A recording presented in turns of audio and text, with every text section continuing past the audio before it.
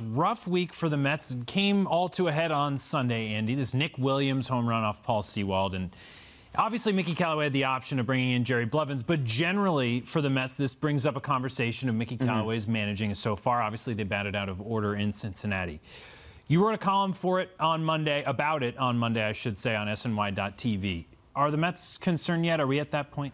I would say we're not at that point. It's interesting that it was a valid thing for a reporter to check in on that status this early in Mickey Callaway's first season. But what I heard, Doug, the way that Callaway's viewed by that front office, by the people who hired him, by the people who still like him, is that it's quite obvious that he's showing some growing pains on the job. The lineup card thing in Cincinnati, obviously in the category of that cannot happen, clean it up, don't do it even one more time.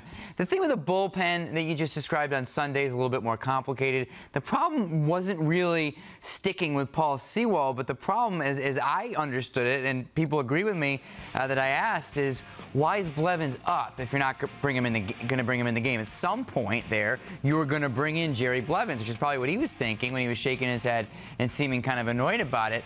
Sewald's actually got better splits against lefties at this point in the year. I can see that move on an analytical basis. Is just so then why are you getting Blevins up in the first place? So that's the kind of thing that Callaway, as an employee of a front office, has to articulate and explain. And what I'm told is, aside from Terry Collins in the end, where there wasn't a lot of chemistry there between the manager and the front office, they're having productive conversations. Callaway's making adjustments about things. They're saying, maybe don't do this again. Then they'll see him not do that again, whether it's bullpen management or lineup stuff or in-game stuff. So they still feel like they have a smart, thoughtful guy, but the learning curve is definitely happening, and no one would deny that it was a bad week. Yeah, we're talking about two things really at the same time. We're talking about Mickey Callaway potentially giving a rah-rah pep talk to his team that's been struggling. We're also talking about Mickey Callaway really looking back on all his issues in the batting out of order and kind of talking to his team like we did last week, saying, guys, my bad. I'm not sure he can do both of those. I think he can just do one. So it's going to be interesting to see